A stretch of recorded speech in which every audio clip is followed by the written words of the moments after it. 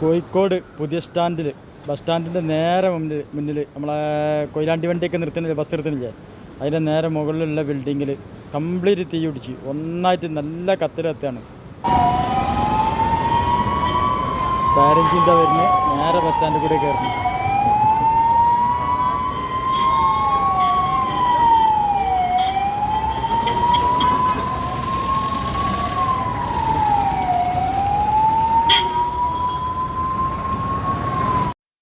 നിലവിലിപ്പോൾ ഇവിടെ 4 ഫയർ എഞ്ചിന് ഒരേപോലെ അടിക്കുന്നുണ്ട് വെള്ളം. അതിങ്ങനെ പോയിട്ട് എടുത്ത് കൊണ്ടുവരുന്ന് വീണ്ടും അടിക്കണ്, ഒരു ശമനമില്ല, കത്ത് തന്നെ നല്ല ദമ്മ് തീയ കത്തുന്നത്.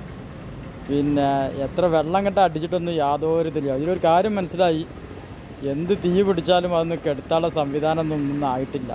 തീ കത്താൻ തുടങ്ങിയാൽ നിന്ന് കത്താനല്ലാതെ ഒരു നിവൃത്തിയില്ല. ഇത് ബസ് സ്റ്റാൻഡിൻ്റെ നേരെ മുന്നിൽ, അതായത് പിന്നെ ഒരു ഭാഗത്ത് നമ്മളെ പിന്നെ യൂണിവേഴ്സിറ്റി ഭാഗത്തേക്കൊക്കെയുള്ള ബസ് വരുന്ന ഭാഗം അവിടെ അല്ല, അതിൻ്റെ നേരെ ഓപ്പോസിറ്റിൽ കൊയിലാണ്ടി ഭാഗത്തേക്കൊക്കെ ബസ് നിർത്തുന്ന സ്ഥലമില്ലേ, ആ ഭാഗത്ത് നേരെ കംപ്ലീറ്റ് ബസ്സൊക്കെ ഒഴിവാക്കിയിട്ട് കംപ്ലീറ്റ് ഫയർ എഞ്ചിൻ ഇങ്ങനെ വന്ന് അടിച്ച് കയറ്റിക്കൊണ്ടിരിക്കുകയാണ്. ഏതായാലും നല്ല തീയ കത്തിന്, കരിഞ്ഞ പുക ഇങ്ങനെ പൊന്തുന്നുണ്ട്. ഓക്കെ, എന്നായിക്കോട്ടെ, ഇൻഷാ അല്ലാ. ഇപ്പം നടന്നുകൊണ്ടിരിക്കുകയാണ്. 1 മണിക്കൂറിലേറെ ഇത് നിന്ന് കത്തൽ തുടങ്ങിയിട്ട്, ഇനിയും അതിന് ഒരു ആക്കുമില്ല. 1 മണിക്കൂറിലേറായി. ഇപ്പോൾ ദാ മഗ്‌രിബിൻ്റെ ടൈമായി, ഏകദേശം 4:30-5 മണിയാകുമ്പോൾ കത്താൻ തുടങ്ങിന്, ഇപ്പോഴും അത് കെട്ടിട്ടില്ല.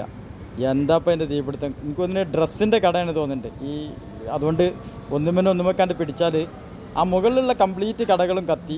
ഇനിയും അത് അമർന്നിട്ടില്ലെങ്കിൽ അതിന് തൊട്ട് അങ്ങേപ്പുറത്ത് കാണുന്ന ആ റൗണ്ട് കോംപ്ലക്സ് ഉണ്ടല്ലോ, അതിൻ്റെയൊക്കെ കഥ എടുക്കാണ്ടാവില്ല. കാരണം അതിലൊക്കെ പിടിച്ച് കഴിഞ്ഞാൽ വല്ലാത്തൊരു വിഷമത്തിലുണ്ടാവും. പോലീസുകാർ കണ്ടമാനുണ്ട്, ആ റൗണ്ട് കോംപ്ലക്സിലൊക്കെ പിടിച്ച് കഴിഞ്ഞാൽ ഒരു നിവൃത്തിയില്ല. പോലീസുകാർ കണ്ടമാനം ഇറങ്ങിന്, പിന്നെ ഫയർ എഞ്ചിൻ്റെ ആൾക്കാരുണ്ട്, എല്ലാവരും ഉണ്ട്. ആരുണ്ടായിട്ട് എന്ത് കാര്യം, അത് കിടണ്ടേ. ഏതായാലും ഞായറാഴ്ച ആയതുകൊണ്ട് കുറച്ച് തിരക്കുറവുണ്ട് സ്റ്റാൻഡിൽ, അതുകൊണ്ട് വലിയ കുഴപ്പമില്ല. എന്നാൽ ഓക്കെ.